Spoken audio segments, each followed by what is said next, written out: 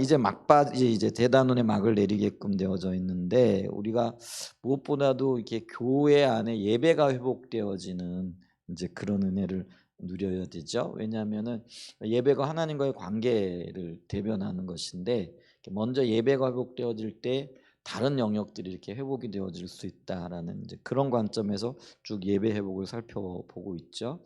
이제 그러면서 이제 우리가 이 찬양과 경배를 드리게 되어질 때에 예배는 찬양과 경배를 포함한 주님을 높이는 모든 행위들이지만은 대표적인 것이 이제 찬양과 경배이기 때문에 하늘의 모형으로서의 예배를 우리가 찬양과 경배로 이렇게 규정하고 찬양과 경배를 곧 예배라 이렇게 지금 설명해 나가고 있는 모습들을 우리가 볼 수 있었죠. 이제 그러면서 이 찬양과 경배를 우리가 드릴 때에 무엇보다도 우리 안에 하나님의 그 길이 보여지고 하나님의 인도하심이 보여진다. 이제 그런 어떤 열매들이 나타난다 이렇게 말씀드렸죠. 이제 그러면서 또 무엇보다도 하나님께서 우리 안에 예배를 통해서 자신을 돌아보게 되어지는. 그래서 이제 온전하게 주님을 만난 사람들에게 나타나는 특징이 뭐냐면은요. 그러니까 그 주님의 관점에 비추어진 나 자신을 보게 되어지는 거죠. 네, 그래서 그곳에서 죄가 인식이 되어지고 또 회개하기도 하고 또 사람을 볼 때 이렇게 하나님의 관점으로 보게 되어지면은 이렇게 긍휼과 자비가 있어요. 하나님이 우리를 긍휼로 대해 주셨잖아요. 근데 우리가 사람을 대하는 데 있어서도 하나님의 관점이 비추어지게 되어지면은 긍휼과 자비가 이렇게 생기게 되어지죠. 그래서 우리가 이렇게 주님께 하듯이 사람들을 대하는 그런 은혜가 있게 되어지는데 또 동시에 그런 어떤 뭐랄까 여기 열린 마음이 이렇게 되어질 뿐만 아니라 자기 자신에 대해서는 하나님 앞에 온당하지 못한 것, 합당치 못한 것들을 회개하게 되어지는 이제 그런 일들. 그러니까 하나님 관점에서 자기를 보게 되어지니까 자기의 연약함이 보여지고 그 연약함을 내려놓고 은혜를 구하게 되어지는 이제 그런 일들이 있다라는 거죠. 그래서 그 우리가 찬양과 경배를 드리면서 많이 울잖아요. 우는 거는 어떤 면에서는 자기 정화와도 굉장히 관련이 되어져 있죠. 그래서 하나님의 자비가 보여지고 또 자비 가운데에서 자기의 모습이 이렇게 보여지는 가운데 하나님의 위로가 있고 또 위로도 있지만은 우리가 그 상대적인 어떤 부분들이 있을 수 있거든요. 그래서 하나님 앞에 합당하지 않은 것들, 이 모든 것들이 눈물 속에 씻겨져 내려가는 이제 그런 일들이 있죠. 그래서 이 눈물은 또 회개와도 굉장히 깊은 그런 그 관계가 있다라는 것들을 우리가 알 수가 있죠. 그래서 여하간에 찬양과 경배 드릴 때 많이 울 수 있는 것 그런 은혜가 있기를 축복합니다.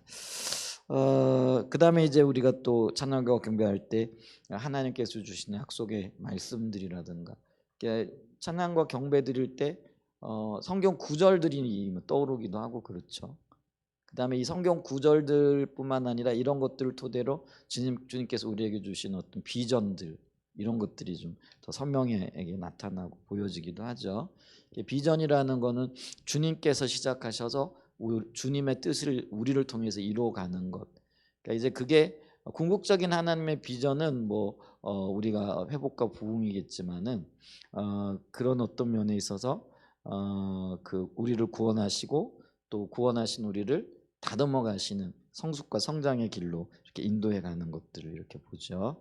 근데 예배가 이제 그런 것들을 더 증진시켜 가고 또 더 선명하게 보게 하고 또 우리가 어떻게 해야 될 것인가 하는 것들을 이렇게 보게 되어진다라는 것이죠. 그래서 우리가 예배 시 일어나는 여러 가지 일들 그다음에 또 우리가 살펴봤던 것 중에 하나가 다양한 치료 회복의 역사들이 있다라는 거죠. 육신적인 치료뿐만 아니라 전인적인 치유 역사들이 일어날 수 있다. 그 다음에 이제 다양한 그 은사들이 이렇게 부어지는 거죠. 음, 그래서 뭐 성령의 은사들 혹은 성령의 기름 부음과 관련되어져서 내적 충만과 외적 충만함 이렇게 얘기할 수 있다 이렇게 말씀드렸잖아요. 그래서 내적 충만은 열매로 나타나고 외적 충만은 은사로 나타나는 것을 우리가 볼 수 있는데 이제 그런 것들이 주님과의 교제, 그러니까 찬양과 경배를 통해서 더 부어지고 또 더 놀랍도록 이렇게 발전하게 되어지는 그런 일들이 있다라는 부분들을 우리가 좀 살펴봤죠. 자, 그러면서 이제 우리가 이제 마지막으로 살펴봐야 될 것들이 뭐냐면은 우리가 경배를 드릴 때 어떤 세계관 혹은 어떤 가치관을 가지고 경배를 드리고 있느냐. 그래서 그게 39가이죠. 그래서 여기 보면은 7가지가 이렇게 나타나 있는데요. 이거를 찬양과 경배의 7대 가치, 그러니까 7가지 중요한 가치관이다. 이렇게 우리가 찬양과 경배를 드릴 때는 이런 가치관을 가지고 찬양과 경배를 드린다라는 것이죠. 자, 여기 하나를 더 붙이면은 8대 가치가 되어지는데, 그거는 이제 찬양과 경배의 단계를 따라 예배를 드리는 것인데요. 그러니까 그거를 빼도 7가지, 더하면 8가지 이렇게 되어지는데, 이 각각의 7가지 가치들을 좀 살펴보게 되어지면은, 첫 번째는 뭐냐면 우리는 찬양과 경배를 드릴 때 오직 하나님의 영광을 위하여 드린다라는 거죠. 이제 여기서 우리가 여러 가지 점들을 좀 볼 수 있겠죠. 하여간 찬양과 경배는 하나님께 드려지는 것, 하나님을 위한 것이다. 이게 철저하게 우리 뇌리 속에 있어야 된다라는 거죠. 그렇기 때문에 두 번째 가치가 뭐냐면은 찬양과 경배는 소수의 어떤 특정한 사람들의 전유물이 아니라는 거죠. 그러니까 모든 회중이 다 함께 드린다라는 거죠. 물론 이제 이렇게 되어지는 거는 어떻게 하다 보니까 그 회중은 어떤 면에서는 구경꾼이 되어져 버린, 예배의 구경꾼이 되어져 버린 듯한 그런 모습들이 우리 가운데 있기 때문에 이제 이런 가치관을 다시 새겨보는 거죠. 그러니까 우리가 모두 다 하나님의 백성들이기 때문에 모두 다 그 찬양에 참여해야 되고 경배에 참여를 해야 된다라는 거죠. 그 다음에 세 번째가 뭐냐면은 우리는 찬양과 경배를 통해서 하나님과의 친밀한 교제를 추구한다라는 거죠. 또 기도도 마찬가지지만 예배도 그렇다라는 거죠.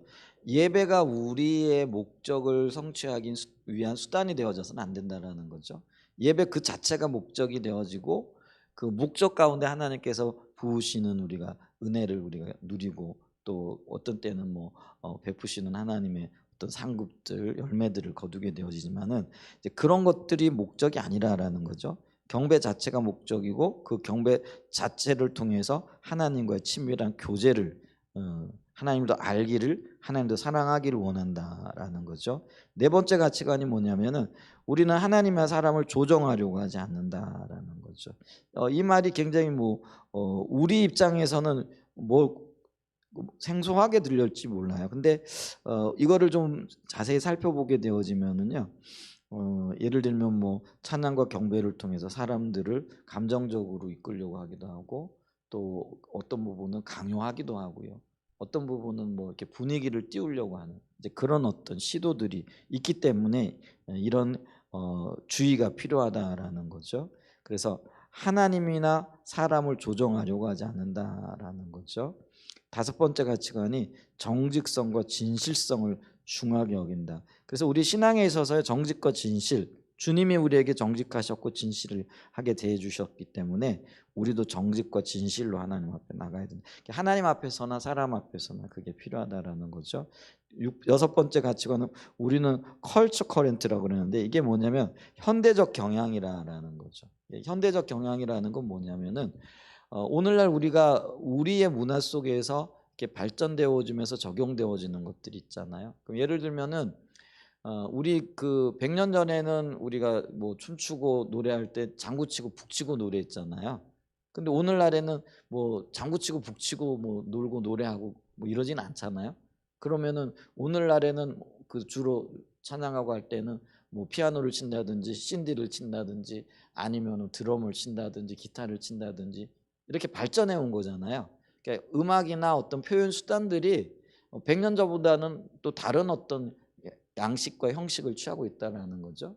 그러니까 우리는 시대에 적절하게 맞는 어떤 방식들을 가지고 하나님을 높인다라는 거죠. 근데 여기서 우리가 잊지 말아야 될 게 뭐냐면요, 예배의 본질은 잊지 말아야 된다는 거예요.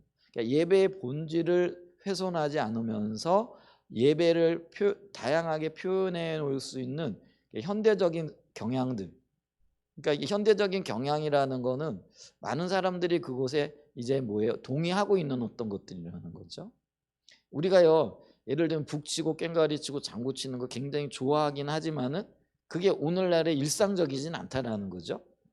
그래서 우리가 뭐 예를 들면은 뭐 고전 음악이라 아니면은 뭐 우리의 뭐 민속 음악이라 이래 가지고 북치고 장구 치고 꽹과리 치고 이런 것들을 뭐 경험하기도 하고 같이 호응하기도 하고 좋아하기도 하지만 일상적으로 우리가 그런 것들을 안 하잖아요. 이제 그러기 때문에 예를 들면은 뭐 요즘은 주로 뭐 그 기타 친다든지 드럼을 친다든지 신지를 악기를 사용해도 그렇잖아요. 이제 그런 것들을 적극적으로 수용한다라는 거죠. 그리고 그런 것들을 예배에 활용하는 거. 근데 이거는 방법으로서 그렇다라는 거죠. 그럼 이제 노래도 조금씩 달라져요.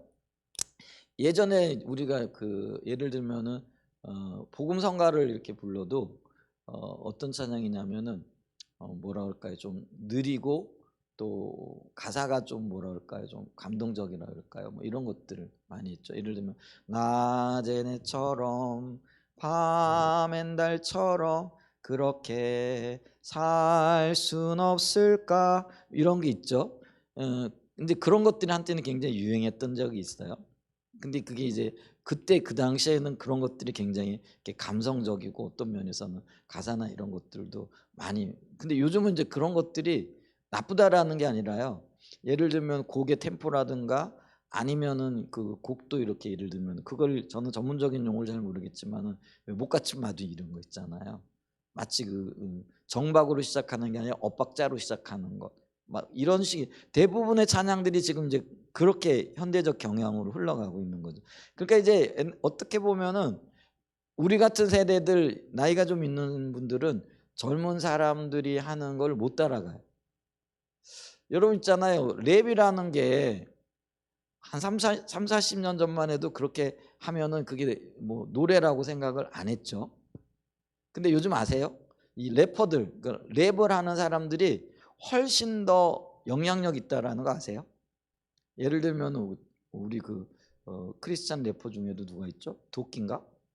도 뭔가 있는데 그 있잖아요. 그 사람들이요 표현이 있는데 훨씬 돈도 더 많이 벌고요, 영향력도 있고요. 뭐 이래요. 근데 어느 순간에부터 이제 근데 이제 우리는 이제 그런 랩하는 사람들 보면 저게 노래야 뭐야 뭐 읊는 것 같기도 하고 뭐 노래도 아닌 것이 뭐 노래라고 그러기도 하고 그런데 요즘은요 세계적으로 볼 때요 이 래퍼들이 굉장히 인기가 있고 그런 음악들이요 주류를 이루고 있는 걸 보죠. 그래서 요즘 저기 대중음악이라는 걸 한번 보세요. 막그 노래하다가도 마치 그지 뭐 시를 읊듯이 막 읊고 대고 막 중간에 그런 거 들어가잖아요. 근데 이제 만약에 이제 교회에 그런 것들이 적용이 되고 그러잖아요. 그러면 권사님들 다 뒤집어지는 거예요. 뭐 왜 실제로 그랬다 그러더라고요. 그거를 이제 한번 시도했다가 왜 교회에서 이상한 노래 하냐고 이제 그렇게 되어지는 일들이 있는 거죠. 근데 우리가요 하나님을 다양하게 표현해낼 수 있고 어떤 그런 발전적인 영역에서 어떤 것들이 진행된다면 랩 아니라요 그런 어떤 것들을 활용할 수 있어요. 그건 안 된다라는 건 없거든요. 그러니까 요즘 젊은 아이들에게는 그런 랩이 어떤 뭐 정박의 리듬을 따라 가지고 하는 것보다도 훨씬 더 효과적일 수 있다라는 거죠. 뭐 그러면 뭐 우리가 주님을 표현하는 건 방법이고 수단이잖아요. 그 예배의 수단이잖아요. 그러니까 수단은 얼마든지 현대적인 경향들 새로운 어떤 것들을 받아들일 수 있는 열린 마음이 있어야 돼요. 근데 그러면서도 거기에 뭐가 있어야 된다라는 거죠. 예배의 본질이 뭐예요? 하나님 행하신 일을 찬사하고 또 주님이 행하실 일들을 기뻐하는 거죠. 그거는 그 예배의 본질은 훼손하지 않으면서 그 예배의 본질을 담아내는 여러 수단들은요 얼마든지 바뀔 수 있고 변화되어질 수 있다라는 거죠. 근데 이제 우리가 겪고 있는 어려움 중에 하나가 뭐냐면은요 예를 들면 찬양과 경배도 이게 찬송가 곡을 뭐라 그러면 고집한다라는 거는 어떤 의미에서는 보면 300년 400년 전에 어떤 것에 머물러 있는 거라고 할 수 있죠. 그게 나쁘다라는 게 아니에요. 그게 나쁜 게 아니고 우리는 새로운 어떤 것들을 얼마든지 수용하고 그걸 담아내고 또 그 현대적인 경향이 특별히 젊은 사람들을 우리가 더 이렇게 수용할 수 있는 이제 그런 어떤 것들도 필요하다라는 거죠. 요즘 이제 젊은 사람들 보게 되어지면은요, 어, 교회를 생각하면 예전에는 우리 60년대 70년만 해도요, 교회 그러면 선진 문화를 가진 집단이라고 생각을 했거든요. 근데 요즘은 어때요? 고리타분한 사람들이 모여 있는 곳이 교회라 생각을 한다라는 거죠. 네, 그만큼 이제 흐름이 바뀌어져 버린 것들이죠. 자, 그러면 우리가 옳고 그름의 문제를 떠나 가지고요, 그런 사고를 가지고 있는 젊은이들 또 그런 어떤 세대들을 우리가 수용할 수 있고 그들에게 기회를 제공할 수 있어야 된다는 거죠. 네, 그런 의미에서 현대적인 경향의 예배 추구한다. 그래서 뭐 우리는 드럼을 치는 것 뭐 전혀 이상하지 않아요. 뭐 신디 전혀 이상하지 않아요. 근데 불과 20년 전만 해도요, 뭐 드럼 친다, 신디 친다 그러면 교회에서 피아노를 쳐야지. 그 전에는 뭐예요? 교회에서는 북만 쳐야지. 북에서 피아노에서 신디로, 이제 드럼으로, 기타로 이렇게 옮겨져 오는 것을 보죠. 근데 그 옮겨져 가는 걸 두려워하지 말아야 된다라는 거죠. 그런 의미고요. 그다음에 일곱 번째 가치가 뭐냐면 경배를 드리면서 우리는 성령의 역사를 어떤 모양이건 환영한다라는 거죠. 찬양과 경배 시간에 성령이 주관하시고 주도하시는 일이라고 보여지면은요, 그 어떤 일이든지 환영한다라는 거죠. 이게 무질서를 주장한다 그런 의미가 아니고요. 단서가 달리죠. 성령이 주도하시고 성령 인도하시는 것이 명백하다. 이제 그러면 이제 우리 그런 것들은 이제 점검해 봐야 될 필요가 있고 또 우리가 열린 마음을 가지고 살펴봐야 될 것이다. 일곱 가지의 어떤 그런 열린 마음 혹은 가치관을 가지고 찬양과 경배를 드린다라는 거죠. 자, 거기다 하나를 더하면 뭐예요? 찬양과 경배를 드릴 때 단계를 따라 드리는 것이 굉장히 중요하다. 단계의 중요성에 대해서는 우리가 계단으로 올라가듯이 이렇게 올라가야 된다 그랬잖아요. 왜냐하면은 한꺼번에 올라가다 보면은 반드시 무리가 생기죠. 그래서 우리가 예를 들면 그래요. 한 주간 세상에서 살다가 세상의 어떤 그런 가치관 속에 잔뜩 찌들어 있다가 교회 와가지고 갑자기 사랑의 고백, 그러니까 주님과의 친밀한 고백을 하는 찬양을 드린다고 예배를 드린 경배를 드린다고 해서 친밀해지지 않아요. 그럼 뭐예요? 그걸 하나하나씩 밟아가야 되는 거예요. 그래서 예를 들면은 좀 밝은 곡으로 시작을 해가지고 찬양과 경배를 드리고 또 감사하고 또 하나님의 영광을 선포하고 또 주님 우리 가운데 임하시기를 간구하고 그러는 가운데 하나님 앞에 사랑의 고백을 드리는 거죠. 사랑의 고백도 어떤 면에서는 일반적인 사랑의 고백에서 점점 더 깊은 사랑의 고백으로 들어가는 거죠. 남녀 간의 사랑도 그렇잖아요. 점점 이렇게 알아가는 어떤 시간이 필요하고 그리고 친밀함이 점점 더 깊어지는 것처럼 이 찬양과 경배도요, 이 단계를 따라가게 되어질 때에 이 예배가 점점 더 깊어지는 거죠. 그래서 이 단계는요, 별것 아닌 것 같은데 굉장히 중요해요. 하나님의 임재를 누리는 영역에 있어서 그런 것들이 굉장히 중요합니다. 실제로 해보게 되어지면은 그런 것들이 굉장히 많이 느껴진다라는 것들이죠.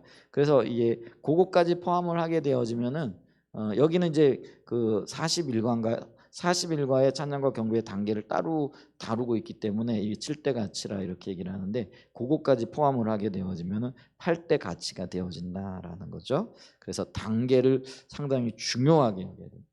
임재와 굉장히 밀접한 관계가 있기 때문에 근데 이게 단계 맞추기가 쉬운 것 같아도 쉽지 않아요. 물론 보는 관점에 따라 조금씩 다를 수 있지만은 근데 이 단계에 의해 가지고 임재가 있고 없고가 이렇게 어떤 때는 결정이 되어지는 경우들도 이렇게 많이 있죠. 이게 쉽지 않아 가지고요. 저 같은 경우도 이 단계 문제 때문에 작년인가요? 올해죠. 작년인가? 올해인가? 여주본 목사님 앞에서 중보기도 인도하다가 아주 그 다음에 제가 뭐라 그럴까요? 아주 우리 성교회 목사님들 앞에서 아주 죽사발 났습니다. 단계 따라 안 한다. 그러니까 제가 단계에 익숙하거든요. 모르는 게 아니거든요. 그런데도 불구하고요. 어떤 것들이 이렇게 곡 선정이나 이런 것들이 그런 부분들이 있는 거죠. 그러니까 대놓고 아주 제가 야단을 맞았어요. 송경렬 목사가 중보기도를 인도하는데 이렇게 시작을 해가지고요. 아주 그냥 대놓고 엄청나게 제가 그날 야단을 많이 맞았어요. 근데 그만큼 이게 익숙한 것 같아도 익숙한 게 아니에요. 제가 중보기도를 뭐 한 20년 가까이 인도해 왔잖아요. 그리고 단계 모르는 게 아니에요.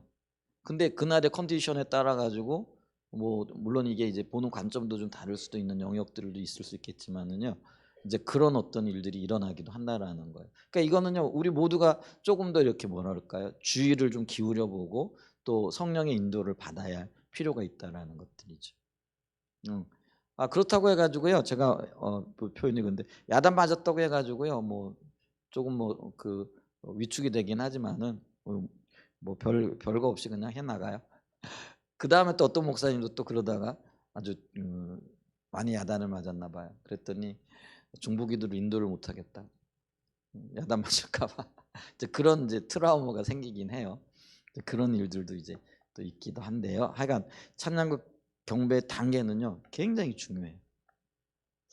여러분 오이코스를 인도할 때도요. 이 찬양과 예배를 드릴 때는 찬양과 단계를 배우셔서 단계를 따라 예배를 인도하셔야 돼요. 우리가 모든 공예배뿐만 아니고 이제 그렇게 예배를 이렇게 드려나가야 된다. 단계는 여러 번 얘기를 했는데 이번에 마지막으로 또 얘기할 기회가 있을지는 모르겠는데요. 왜냐하면 제가 이거를 좀 빨리 끝내야 되겠다. 이제 다른 것도 좀 너무 오래 하다 보니까 저도 좀 그렇고. 그리고 요번에 또 NWS 중고등부 그 과목이 예배 회복이에요. 저는 이제 1권을 가지고 아마 강의를 하게 될 텐데 그만큼 이게 우리 성교회의 가치관 중에서는요 십자가 복음과 더불어 예배가 굉장히 중요해요. 어떤 면에서는요 이게 우리가 다루는 비중에 있어서 이게 십자가 복음이 가장 큰 비중이겠고요. 예배도요 두 번째 정도의 큰 비중을 가지고 다루고 있는 그만큼 중요하게 여기는 거라는 거죠. 하나님과의 관계에 있어서. 그래서 NW에서도 있어요. 기독학교 아이들은 십자가 복음하고 예배 회복은 요거는 필수예요. 필수. 그냥 학교 중에 그러니까 3년 중에 한 번은 반드시 해야 되는 이제 그 과목으로 지금 들어가 있는 것들을 봐요. NWS를 해야 되는 것이죠. 그만큼 우리 성교의 가치관에 있어서는 이 예배가 그만큼 굉장히 중요하게 지금 취급이 되어지고 있다는 거죠. 자, 저 8가지 지금 가치관을 얘기를 했고요. 좀 하나씩 살펴보게 되어지면은요. 첫 번째는 뭐라 그랬죠? 찬양과 경배는 오직 하나님의 영광을 위한 것이다라고 얘기했을 때 우리가 뭐 요한계시록 4장 11절 보죠. 뭐 5장 12절도 보게 되어지면은요. 하나님께만 영광 돌리고 하나님께만 경배를 돌리고 있는 모습들을 우리가 보게 되어지죠. 자, 그래서 우리 주 하나님이여 영광과 존귀와 권능을 받으시니 합당하오니 주께서 만물을 지으신 자라 만물이 주의 뜻대로 해서 또 지으심을 받았나이다 하더라. 이렇게 말을 함으로써 하나님께 그리고 전적으로 하나님 그분에게만 영광을 돌리고 있는 것을 이렇게 보죠. 그래서 이거는 다른 말로 얘기하면 오직 하나님을 기쁘시게 하는 것이다. 그래서 우리가 기억해야 될 것은 찬양은 사람을 위한 것이 아니라는 것. 사람의 마음을 위로하고 격려하고 이런 건 복음성가적인 요소이긴 해요. 우리가 예를 들면은 찬양을 통해서 많이 위로를 받죠. 근데 그 위로를 받는 이유는 뭐냐면 하나님의 성품이 그곳에 녹아 있기 때문에 그래요. 그러니까 이거 영광을 본다라는 거는 하나님이 우리에게 계시되어지는 거잖아요. 그러니까 우리가 영광을 본다라는 건 하나님 그분을 봤다라는 거예요. 그게 계시로. 그러니까 뭘 보느냐 그러면 하나님의 성품이 보여지는 거거든요.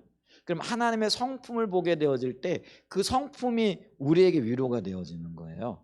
그래서 우리가 하나님의 성품을 보한 어떤 면에서는요 주님의 영광이 나타나는 것에 좀 표현이 되는데 낙수 효과가 위로예요.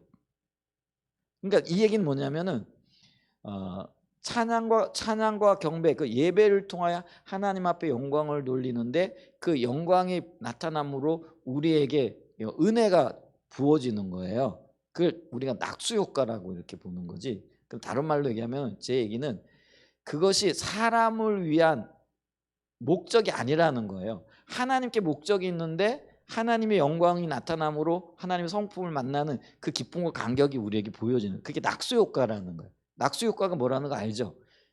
이게 본류가 아니라는 거예요. 그걸 우리가 기억을 해야 된다는 거죠. 그래서 진정한 그 찬양과 경배는 오직 하나님께만 드려지는 거예요. 하나님께 드려지면서 그 영광이 계시되어지고 보여짐으로 우리에게 위로도 오고 은혜도 임하고 모든 것들을 볼 수가 있어요. 근데 그게 목적이 아니라는 거예요. 근데 이제 뭐 복음성가 같은 경우는 우리가 찬송을 두 가지로 이렇게 나누잖아. 하나님께 드려지는 찬양이 있고 사람들에게 하나님의 은혜를 나누는 소위에게 간증식의 어떤 그리고 혹은 권유하는 것이 그걸 우리가 복음성가라고 얘기를 하죠. 근데 이런 복음성가에서는요, 뭐 사람에게 위로를 전할 수도 있고요, 뭐 하나님의 사랑을 통해 가지고 사람의 마음을 풍성하게 할 수도 있고 이런 것들이 있죠. 근데 지금 우리가 다루고 있는 거는요, 찬양과 경배, 곧 하나님을 예배하는 것과 관련이 되어진다라는 거죠. 그래서 찬양은 사람을 위한 게 아니다. 경배는 사람을 위하는 게 아니다. 그래서 히브리서 13장 15절에 보면은 이렇게 얘기를 하고 있죠. 그러므로 우리는 예수로 말미암아 항상 찬송의 제사를 누구에게 드리자? 누구에게 드리자 돼 있어요? 하나님께 드리자. 하나님께만 드리자라는 이제 그런 표현이 들어가는 거죠. 이는 그의 이름을 증언하는 입술의 열매니라. 그래서 우리의 입술의 열매를 통해 하나님 앞에 영광 돌리고 주님은 위대하십니다. 주님은 높임 받으시기 합당한 분입니다. 이렇게 좀 하게끔 되어진다라는 거죠. 그래서 여기 이제 그 242페이지 가운데쯤 보면 알티킨들 목사는 위 히브리서 13장 15절에 대해서 말하면 이렇게 말합니다. 찬양의 제사, 이 단어는 우리의 희생을 의미한다. 즉 자기 부인을 의미한다. 우리 마음대로 하나님께 예배를 드리는 것이 아니라 우리 자신이 내려지는 것을 말한다. 우리가 우리 자신에 대해서는 잊어버리는 것을 의미한다. 그러므로 하나님을 예배하러 모일 때 우리는 우리의 목적이 하나님을 기쁘시게 하기 위한 것인가 아니면 우리 자신들을 기쁘게 하기 위한 것인가라는 핵심적인 질문을 끊임없이 해야 된다. 자, 이런 질문을 하면서 우리 자신을 볼 때요, 우리가 찬양 경배를 드릴 때 자기의 어떤 기분 혹은 자기의 환경 유무, 우리 그렇잖아요. 예배 드리러 올 때 싸웠어. 그러면 기분이 좋아요, 안 좋아요? 당연히 안 좋죠. 그럼 안 좋은 그것 때문에 찬양과 경배를 드리는데 영향을 받는다라고 하면은요, 우리는 그게 하나님만을 기쁘게 하는 자세와 태도가 아니라는 거예요. 자, 그러면 그럴 때 어떻게 해야 되느냐? 주님의 십자가만을 의지해 가지고 서야 되는 거예요. 공로만을 의지해 서야 되는 거예요. 제 아내가 오늘인가 어젠가 뭐 그 성경 공부를 하면서 몇 년 만에 뭐 깊은 토론을 했다 그러더라고요. 깊은 토론은 뭐 아니라 솔직히 얘기하면 언성을 높이면서 잠자리에 누워가지고 서로 싸웠어요. 네가 잘했니 못했니. 아주 뭐 몇 년만 아니라 뭐 그 상당히 오래된 격해져 가지고 막 어떤 면에서는 뭐죠, 좀 과격한 이야기도 좀 하는 이제 그런 게 있었어요. 애들 깰까봐. 근데 또 피곤해가지고 요즘은 근데 이제 그런 어떤 시간을 가졌거든요. 그리고 이제 뭐 제가 이제 철칙 중에 하나가 싸우면 그래도 잠자기 전에는 화해하고 뭐 미안하다 그러고 해야 되는데, 그건 잠자리에 들어가지고 싸웠기 때문에 화해도 안 하고 그냥 잤어요. 그것도 그 화해하기도 싫더라고요. 근데 아침에 일어나는데 새벽 예배는 가야 되잖아요. 근데 이제 그 전날 밤에 자면서 깨워달라 그랬는데 깨우기가 싫더라고요. 그날은 자라 그러고 내려와 버렸어요. 왜냐하면 제가 뭐 평상시도 그러긴 하거든요. 왜냐하면 이제 우리가 그 교회에 이렇게 있는 시간이 많잖아요. 특히 새벽에도 기도하고 성경 공부도 하고 저녁에도 기도하고, 그래서 너무 피곤하고 그러면은 3번 다 이렇게 못 하니까 피곤하면 새벽 예배는 제가 쉬어라 그러고, 제 아내를 일부러 어떤 때는 못 일어날 때는 안 깨우고 이렇게 오긴 하는데 이제 그날은 근데 일부러 안 깨우고 그냥 내려왔어요. 그랬더니 전화가 왔더라고요. 나도 좀 데려가라고. 근데 그런데도 이제 마음으로는 사과해야 된다, 이렇게 풀어올고 나가야 된다. 왜냐하면 예배 드리러 가야 되니까요. 새벽에 예배 드리러 가야 됩니다. 없으면 그냥 예배를 드릴 텐데 또 앞에 세워놓고 또 예배하기도 그렇잖아요. 근데 사과하기가 싫더라고. 뭐 말하기가 싫더라고. 그만큼 어떤 면에서 몇 년 만에 심하게 다툰 거죠. 근데 이제 예배를 드리려고 이제 그렇게 안 하고 왔는데 서니까 이게 마음이 답답한 거예요. 얘기하기도 그렇고 또 설교를 해야 되는데 찬양도 해야 되는데 그러니까 이제 최악의 상태인 거죠. 이제 그랬을 때 제가 어떻게 했을까요? 제가 맨날 하는 거 있죠. 고백하는 거예요. 십자가의 공로를 의지하여 오직 은혜의 보좌 앞에 담대히 섭니다. 그러면서 그냥 뭐 사과는 나중에 해야지, 뭐 당연히 해야 되는 부분이긴 하지만은요. 그냥 그거 십자가의 공로를 의지해 가지고 주님만 바라보고 목소리 높여 찬양했어요. 설교할 거 다 하고요. 그러면 이제 뭐 이중적이지 않냐, 뭐 이렇게. 뭐 내 모습은 그래요. 근데 내가 나를 바라보는 게 아니라 십자가의 공로를 의지하고 섰기 때문에 뭐 거기에 별로 저는 뭐 문제 의식 없어요. 죄 의식 뭐 이런 거 없어요. 당연히 그러고 난 다음에요. 뭐 비춰주셔서 기도 끝나고 이제 다른 분들 다들 가시고 난 다음에 둘만이 이제 주로 이제 우리가 제일 늦게까지 있으니까 미안하다 그러고 사과하고 뭐 이제 화해하고 뭐 이렇게 하는 시간을 가졌어요. 그게 불과 몇 시간 만에 끝났어요. 근데 제가 지금 뭘 얘기하느냐면요. 이게 부부 싸움을 하든 아니면 환경이 있든 어려움이 있든 어떤 어려움들이 있잖아요. 그러면은 당장 뭐에 영향을 받는 거예요? 하나님과의 관계에 영향을 받아요. 그래서 예를 들면 그게 인식되어지면 먼저 사과하고 풀고 나오면 좋겠지만은 못 풀 때도 있잖아요. 그리고 뭐 풀기 싫을 때도 가끔 있긴 있잖아요. 뭐 근데 싫을 걸 내버려둬서는 안 돼요. 그게 정당화되어지는 건 아니에요. 이제 그럴 때라도 우리는 어떻게 된다라는 거예요? 내 환경. 근데 이게 관계뿐만 아니라 어떤 면에서는 환경 때문에 눌리고 어려움 있고 뭐 이런 일들도 있을 수 있잖아요. 근데 그런 것들 때문에 예배가 방해가 되어진다? 그거는 하나님을 경외하는 자가 아니에요. 그거는 하나님을 믿는 자들이 아니라 내 환경을 믿는 자들이고 어쩌면 내 삶의 어떤 것들을 바라보는 그런 자들이라는 거예요. 그래서 제가요, 이 십자가의 복음을 그 주님께서 비춰주시고 깨닫게 하셨던 것 중에 가장 큰 유익이 뭐냐면요, 어떤 순간에도 나를 바라보지 않는 거예요. 심지어는 어떤 환경이 일어나도요. 근데 신경은 쓰이죠. 근데 의식은 분명한 거예요.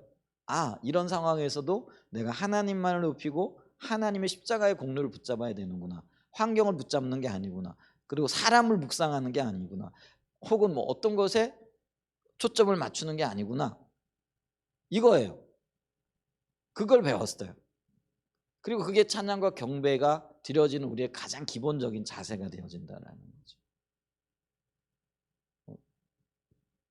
아멘. 이제 그런 자리에 서야 됩니다. 근데 그걸 자꾸 이렇게 연습하고요. 의도적으로 그걸 해야 돼. 처음부터 그렇게 되는 건 아니더라고요. 지금도 제가 완전하진 않지만은요. 빨리 돌아서요. 빨리 그거를 돌이키고 빨리 초점을 맞추고 빨리 하나님께 모든 것들을 맞춰 나가는 거죠. 이제 그걸 지금 이야기하고 있다라는 거죠. 그래서 있잖아요. 우리의 목적이 하나님을 기쁘시게 하기 위한 것인가? 아니면 우리 자신들을 기쁘게 한다라는 이 표현도 있지만은요. 거기에 눌리고 또 거기에 마음을 쓴다라는 거는 어떤 면에서는요. 그게 슬픈 일이라고 할지라도 거기에 우리의 초점이 뺏긴 일이라는 거예요. 이제 그걸 기쁘게 하려고 하는 그런 자세와 관련이 되어진다라는 거죠. 그래서 우리가 이걸 분명하게 의식을 해야 된다는 거죠. 그렇기 때문에 하나님께만 예배하기 때문에 찬양 인도를 하는 사람은요. 이게 철칙이 되어져요. 그게 뭐냐면 내가 찬양 인도자가 아니라 경배자가 되어져야 된다라는 거. 내가 먼저 경배자가 되어져야 된다라는 거. 나는 인도자가 아니고요. 먼저 인도하는 경배자가 되어져야 된다라는 거죠.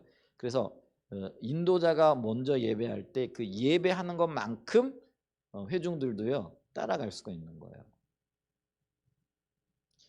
그러니까 예배 인도자가 예배는 안 하고 인도하려고 그러잖아요.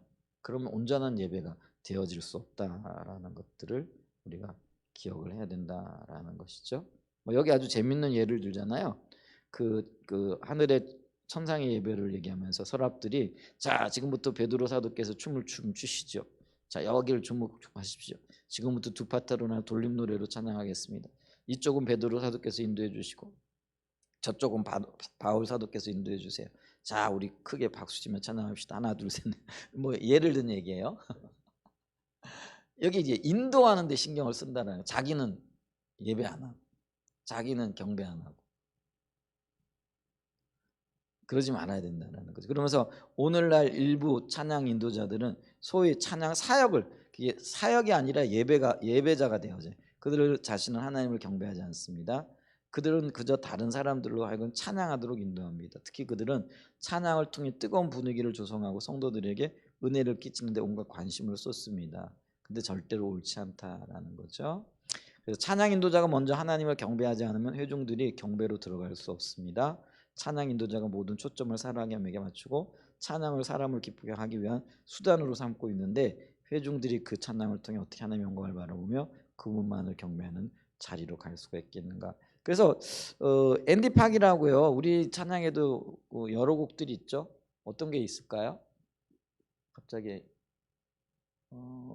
우리 찬양집에도 앤디 팍이라는 분이 노래한 그러니까 작곡한 것. 그리고 예전에 우리 앤디 팍이라는 분이 우리 그 성교회에 와가지고 그때 뭐죠? 찬양 예배를 2박 3일인가 한 적이 있어요. 그때 가신 분도 계세요? 네. 오사모님 가셨고요. 그런 적이 있어요. 근데 그 아주 참 좋은 찬양. 이분이 한 얘기가 있는 게 뭐냐면은요. 막 이렇게 예배를 드리다 보면은요. 자기도 모르게 이렇게 예배를 인도하려고 그런 자신을 보고요. 그리고 있잖아 예배 인도를 하다 보면 어떤 때는 성령이 굉장히 강하게 인도하면은요. 사람들이 그 인도자를 볼 때가 있어요. 그러니까 이제 이게 어떤 보여지는 것들이기 때문에요. 어떤 때는 뭐 그게 자연스러운 현상이기도 하죠.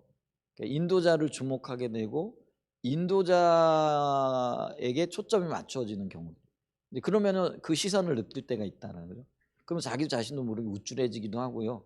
그리고 마치 자기가 그 하고 있는 듯한 느낌이 들 때가 있대요. 그런 일들이 있을 수 있잖아요. 찬양 인도를 해보시는 분들은 그런 것들. 그러면은요, 이분은 즉시 그때가 위험 신호라는 걸 인식한대. 그리고는 일부러 뒤로 한 발짝 물러난다라는 거죠. 그러니까 뒤로 한 발짝 물러난다라는 거는 뭐 실제로 물러나는 경우도 있겠지만 마음으로부터 한 발짝 뒤로 물러난다라는 거죠. 자기가 인도자가 되어지는 것과 또 하나님의 영광을 가로채는 것, 자기도 모르게 그런 어떤 것들이 있을 수 있다라는 거죠.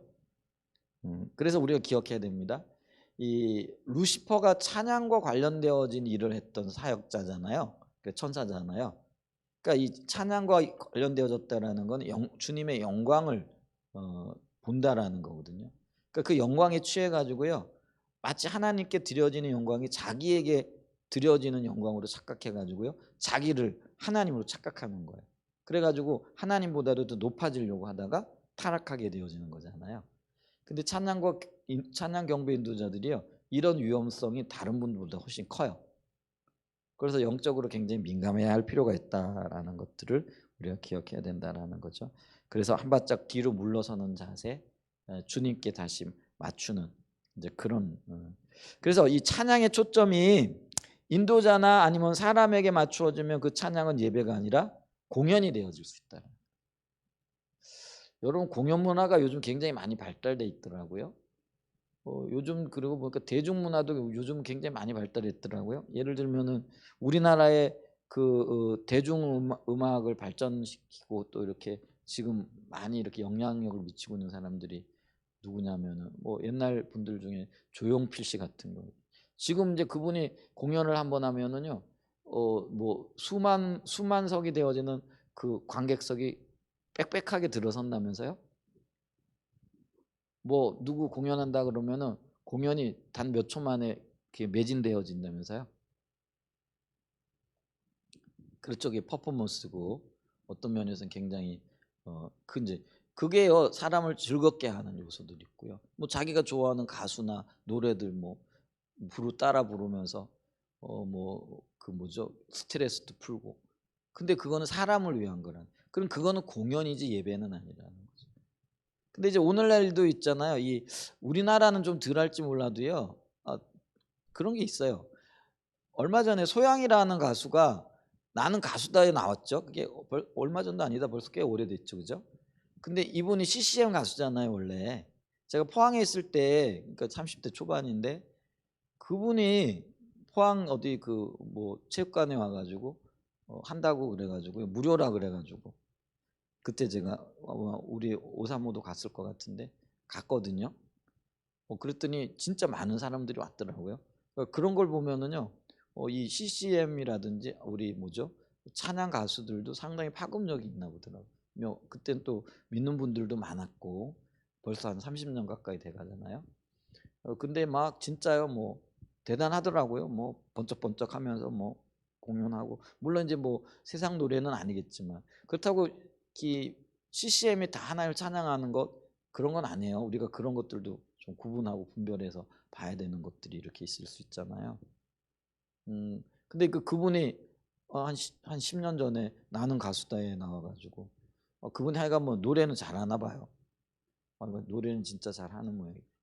근데 이제 뭐 하여간 세상 무대에 나와가지고 뭐 그것도 뭐 하나의 영광을 위한 것이면 참 좋은 것이긴 하죠. 뭐 근데 그분이 그렇게 해가지고 어떤 하나님께 영광 돌리는 어떤 건 있는지는 제가 모르겠어요. 그건 잘 모르겠는데 하여간 세상 사람들도 소양이 노래 잘한다고 막 이렇게 얘기를 하고 뭐 천상이 내린 뭐 뭐라 그러고 그러긴 하긴 하더라고요. 근데 이제 그분이 우리 부르는 찬양 중에도 그분이 부른 찬양, 그러니까 그분이 음반 취입을 해가지고 발표되어진 노래들이 몇 곡 있기는 있는 것 같은데 이거 왜 이야기가 나오는지 모르겠는데 하여간 있잖아요. 그래요. 근데 이 CCM도 그런 어떤 것들이, 저는 그때 가가지고요. 그때 뭐 신나게 그때 뭐 박수치고 뭐 어떤 면에 뛰고 뭐 이랬던 것 같아요. 근데 이제 그 분위기나 이런 것들이요. 그분이 그렇다는 거 아니고요. 뭐 세상 가수들이 노래하는 공연장하고 별 다르지 않더라고요. 그게 다른 거는 그냥 하나님을 그 가사 속에 들어가 있고 뭐 중간중간에 멘트에 뭐 하나님께 영광 돌린다 이런 게 되어져 있는 거죠. 뭐 그러니까 그게 자체가 좀 다를 수도 있겠지만은, 근데 이제 만약에 그게 사람에게 그거는 그때 공연이었으니까 뭐 예배라기보다는 뭐 그렇게 분위기가 흘러갈 수밖에 없었을지 모르겠는데 하여간 사람에게 초점이 맞춰지면 그거는 예배는 아닌 거예요. 공연이 되어지는 거예요. 그럼 오늘날 우리가 예를 들면은 이 찬양단 뭐 이런 예전에 마커스라든지 뭐 예수전도단이라든지 지금은 어느 팀들이 유명하지? 우리 저기 누구? 성교회 저기 아이들 누구지? 뉴 와인스킨스가 유명한가요? 많이 지금 알려지기도 했더라고요. 이번에 새로 음반도 또 내는 것 같기도 한데 이제 그 말고 아직까지는 이제 그 뭐 이런 여러 마라나타라든지 뭐 하여간 여러 찬양, 근데 이래 보면은 그들이 이제 목요 찬양이라든지 뭐 화요 경배 찬양이라든지 이런 것들을 주도적으로 했잖아요. 지금도 이제 마크스 같은 경우나 뭐 어떤 것들을 하고 있죠. 근데 이래 보면 좀 아쉬운 게 있어요. 그게 뭐냐면은 예배하는 것보다도 좀 마치 이렇게 보여지는 듯한. 근데 그게 이제 뭐 그런 거예요. 뭐 화요일 날 모이고 평일 날 모이니까 그럴 수도 있겠다 싶기도 하고요.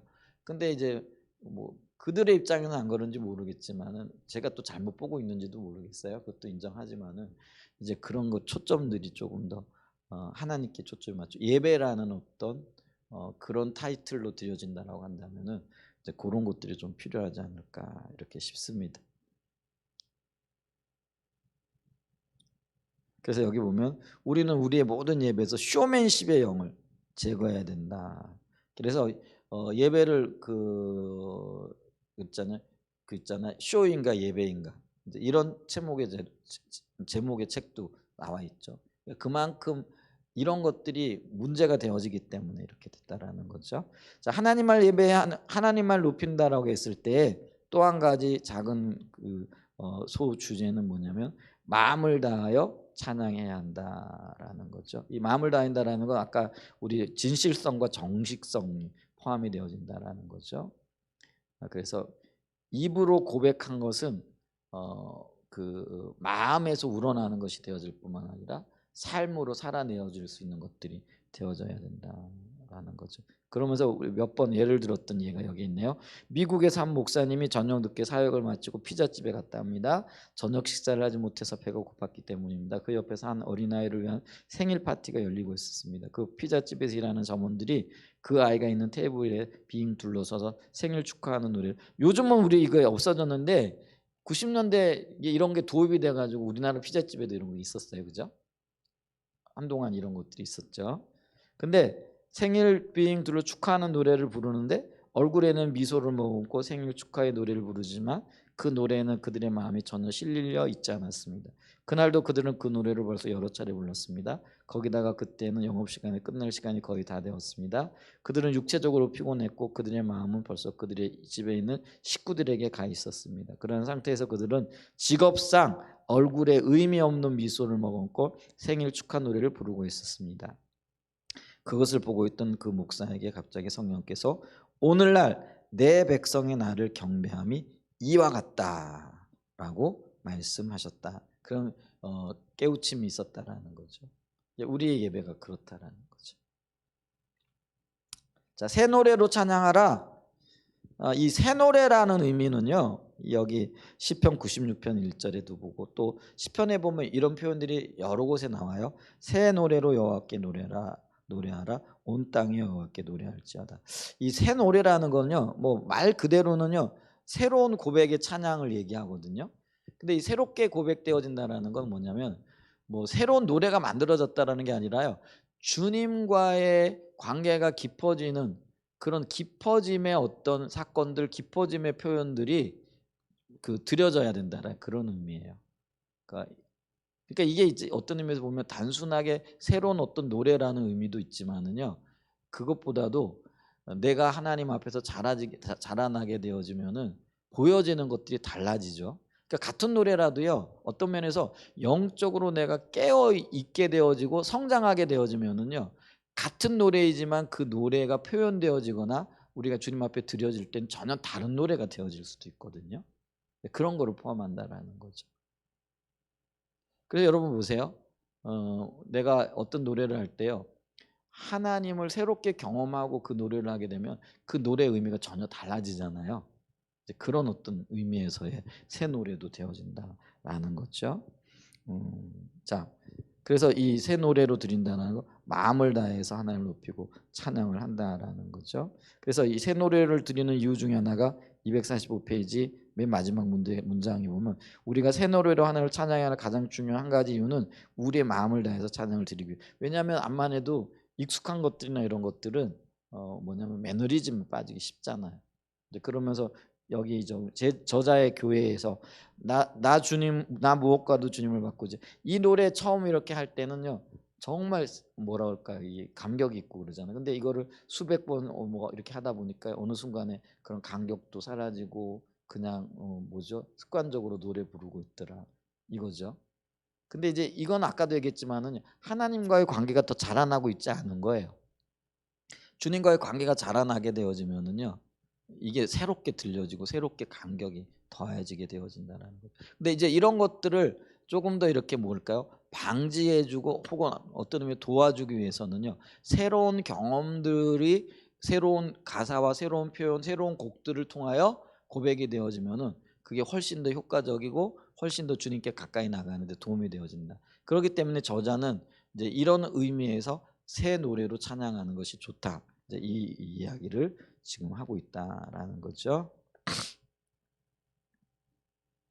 자, 그러면서 있잖아 246페이지 새 노래로 하나님을 찬양하되 예배 시간에 새 노래를 한꺼번에 너무 많이 하지 않는 것이 좋다. 그래서 포도나무 교회에서는 우리 주일 예배를 포함해서 모든 예배 시간이 약 30분 남짓 찬양과 경배를 하나님께 예배하는데 그 30분 남짓 동안 대부분 5곡 중 요즘은 4곡 하죠. 예전에 우리 처음에는 5곡 했어요. 그러니까 이 경배의 어떤 순서도 보게 되어지면은 먼저 찬양과 경배 그다음에 감사라든지 선포가 꼭 들어갔어요. 근데 그다음에 이제 중보기도 곡이 들어가고 사랑의 고백이 들어갔죠. 근데 요즘은 감사나 찬송 요게 좀 생략이 되어졌어요. 아니면 경배곡이 이게 생략이 되어지든지 그래서 4곡 정도를 가지고 한 30분 전후해 가지고 이렇게 지금 하고 있는 것을 보죠. 근데 이제 우리가 여기에요. 그러니까 임재가 충만히 있고 또 하나님 그날 운행하시는 게 보여지면은요 찬양과 경배 시간이 조금 길어져도 괜찮아요. 근데 어떤 때는요 임재가 이렇게 우리가 기대했던 것만큼 없을 수 있거든요. 그럼 이제 반대로 생각하면 더 열심히 이렇게 해가지고 임재가 있어야 되지 않냐? 아니에요. 그럴 때는요 그렇게 되어지지 않아요. 그럴 때는 어떻게 하냐면 찬양과 경배 시간을 너무 길게 하지 않는 게 좋아요. 무슨 말인지 이해가 되시죠? 그래서 가능하면 이제 30분 남짓해 가지고 요거를 30분 해 가지고 조금 더 몇 분 더 길어질 수도 있어요. 그런데 어떤 때 또 짧아질 수도 있는 거예요. 근데 주님이 운행하실 때는요, 우리가 마음을 다해 가지고 가야 돼요. 근데 주님이 이렇게 운행하시지 않는 것이 보여질 때는요, 그렇다고 찬양하지 말아야 되냐? 그건 아니에요. 근데 그럴 때는요, 너무 길게 하게 되어지면요, 그러니까 이게 시간을 오버하거나 너무 이렇게 가게 되어지면요, 오히려 이게 뭐랄까요? 사람들 이렇게 회중의 마음이요, 이렇게 나뉘어질 수 있고요. 그리고 주님께 집중되어지지 않을 수도 있을 수 있어요. 이제 그렇기 때문에 그런 것들은 찬양 인도자들이 조금 이렇게 봐야 돼요. 일률적으로 시간을 30분 해야 된다, 40분 해야 된다, 이게 아니에요. 그날 성령 인도하심과 또 어떤 거를 이렇게 우리가 그걸 회중들의 영적인 상태와 주님이 운행하시는 것들을 이렇게 종합적으로 판단을 해야 돼요. 그런 것들이 좀 필요해요. 그래서 은혜를 구하면서 이제 그런 부분들을 좀 하는 것들이 필요하다라는 거죠. 그런데 이건 이제 하여간 지금 이제 이 책이 쓰여진 지가 벌써 20년 가까이 돼 가니까요. 5곡 할 정도의 특별한 경우 최대 2곡까지만 새 노래를 하라 그런다라는 거죠. 왜냐하면 한 예배 시간에 세례가 너무 많으면 회중들이 새 노래를 배우는데 신경을 쓰는 나머지 하나님께 경배를 드리는데 초점을 잘 맞추지 못하기 때문에 그렇다라는 거죠. 자, 그러면서 하나님께 예배를 드리는 데 있어서 우리가 어떻게 해야 되느냐? 예배를 드리기를 선택해야 돼. 예배는 선택이라 이렇게 얘기를 했잖아요. 그죠? 그래서 내가 예배 드리기를 선택해야 된다. 그래서 예를 들면 아까도 얘기했죠. 내 환경이 어떠하든지 간에, 내 기분이 어떠하든지 간에, 내 여건이 어떠하든지 간에 나는 하나님을 예배하기로 선택하여 나가는 거라는 거죠. 그런 것들이 굉장히 필요하다. 그래서 근데 왜 그렇게 해야 되냐면 여기 하나님께 드리는 찬양과 경배가 저절로 되는 것이 아니라는 거예요. 적지 않은 성도들은 하나님께 대한 그들의 찬양이 저절로 될 것이 생각한다라는 거죠. 그러니까 회중들의 마음이 그래요. 저절로 찬양과 경배가 막 되어지고 임재가 있고 그게 아니에요. 마음을 모두와 나가야 돼요. 그래서 어떤 때는 이게 첫 곡과 둘째 곡이 이렇게 되어지면서 그게 갈 때도 있고요. 어떨 때는 그게 끝까지 그게 모아지지 않을 때도 있어요. 이제 그럴 때는 어떤 면에는 저는 좀 멈추고 기도를 한다든지 이런 것들도 좀 필요해요. 그러니까 이게 우리 마음이 흩어져 가지고 어떤 면에서 모아지지 않는 거죠. 근데 그때 그거를 그냥 내버려 두고 가게 되어지면은요, 그 상태가 그냥 쭉 가거든요. 그럴 때는 찬양과 경배를 멈추고 기도하고 우리 주님께도 좀 집중하자 이렇게 상기시키고 하는 그런 것들도 그것도 이제 그럼 아무 때나 막 그렇게 해야 되냐, 그것도 아니에요. 이것도 조심스러운데 성령의 인도를 받아야 돼요. 그리고 그 영적인 분위기를 읽어내야 되고. 그러니까 예배 인도자가 민감해야 된다라는 이유들이 여기에 있는 거예요. 그래서 우리가 그런 영역에 있어서 우리 자신을 좀 이렇게 온전한 예배, 주님이 기뻐하시는 예배가 되어지기 위해서 그래야 된다. 그러면서 여기 좀 읽어보죠. 혹은 그들은 성령께서 어느 날 그렇게 해줄 것이라고 생각합니다. 그러면서 그들은 그날의 예배 가운데 자기에게는 전혀 은혜가 되지 않았다든지 혹은 자기의 마음이 전혀 열리지 않았다고 말하면서 예배를 평가하고 판단합니다. 그러나 그것은 매우 잘못된 생각이며 매우 잘못된 자세입니다. 하나님께 대한 예배는 저절로 되는 것이 아닙니다. 우리는 하나님께 예배 드리기를 선택해야 합니다. 여기는 우리의 결단과 의지가 포함됩니다. 찬양과 기도는 둘 다 하나님께 드리는 예배인데 당신의 기도를 생각해 보십시오. 처음 예수를 믿었을 때 당신은 가만히 있는데 입이 저절로 열리고 하나님 향한 기쁜 기도가 입에서 자동적으로 술술 나오던가요? 그렇지 않았을 것입니다. 당신은 생각할 수 있는 모든 말을 다해서 사용해서 기도한 후 한 30분이 지났으리라 생각하고 눈을 떠보았더니 겨우 5분도 채 지나지 않은 것을 경험했을 것입니다.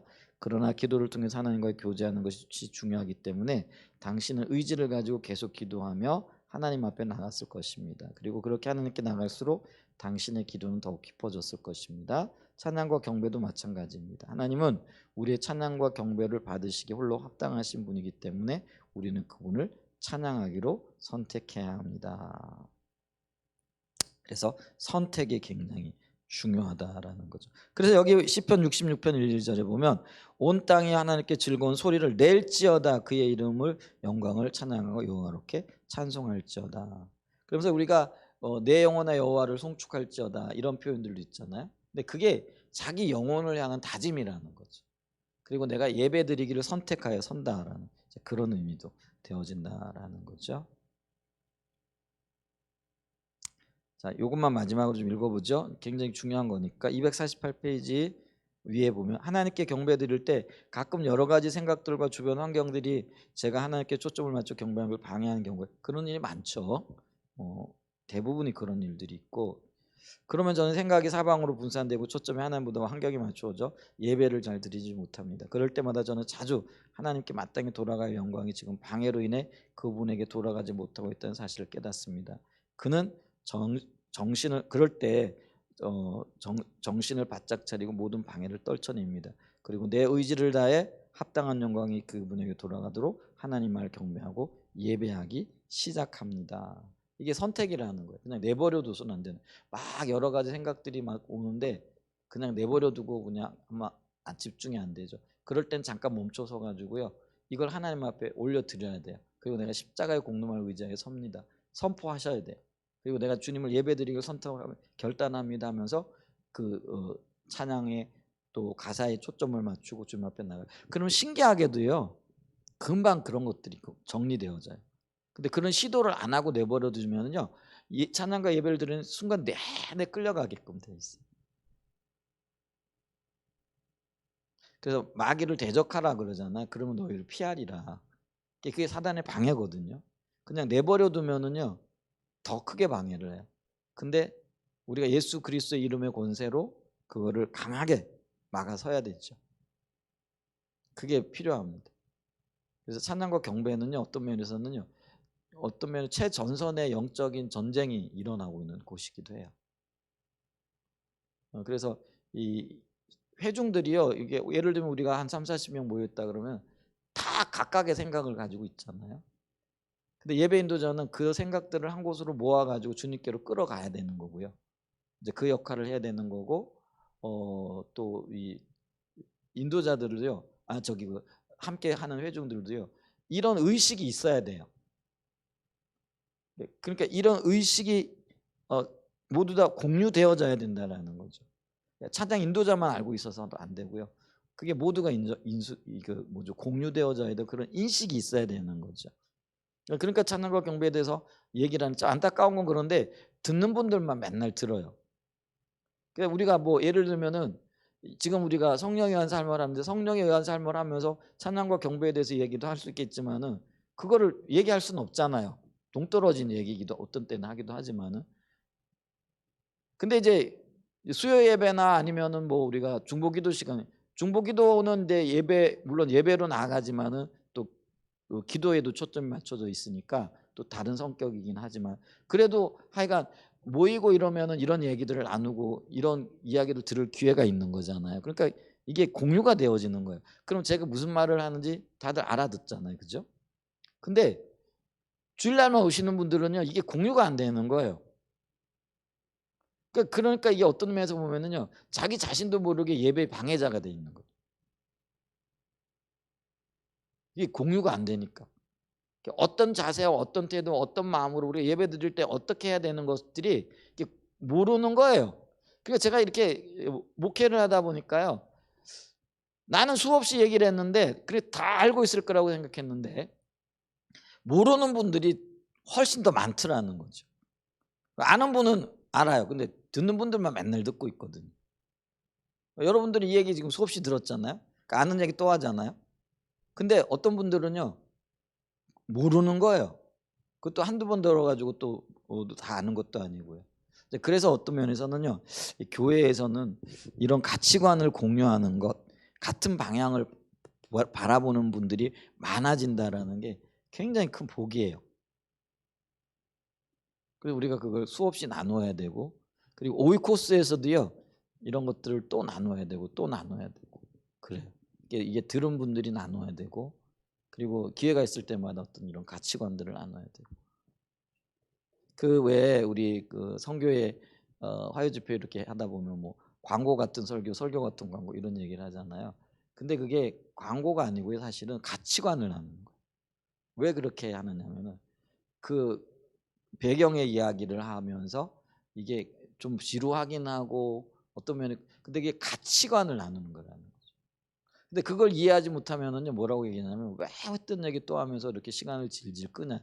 이렇게 얘기가 나오는 거예요. 근데 우리는요 어떤 소식을 나누는 게 아니라요. 광고를 하는 게 아니라 가치를 나누고 있는 거예요. 전제된 가치관을 나누고 있는 거죠. 그게 이제 공유가 되어져야 절실할 필요가 있고 우리 교회 안에도 그게 많아져야 돼. 그래서 같은 그 방향을 보고 나아갈 수 있게 되어지는 거죠. 예배에 대한 바른 가치관이 이렇게 세워지고 공유가 되어져서 우리가 한 마음으로 주님을 높이고 주님의 임재를 누리고 주님의 뜻이 이루어지는 그런 역사가 있기를 저를 비롯해서 예배 인도자들 온 회중들이 다 그렇게 주님 안에서 잘 무장되어지는 은혜가 있기를 예수님의 이름으로 간절히 축복하고 축원드립니다. 아멘. 혹시 질문 있으신가요? 오늘 제가 두 가를 한꺼번에 하려고 그랬더니 말이 많아져가지고 나눠야 할 게 좀 많네요. 이런 가치관의 부분들이 있어서 없으신가요? 기도하겠습니다.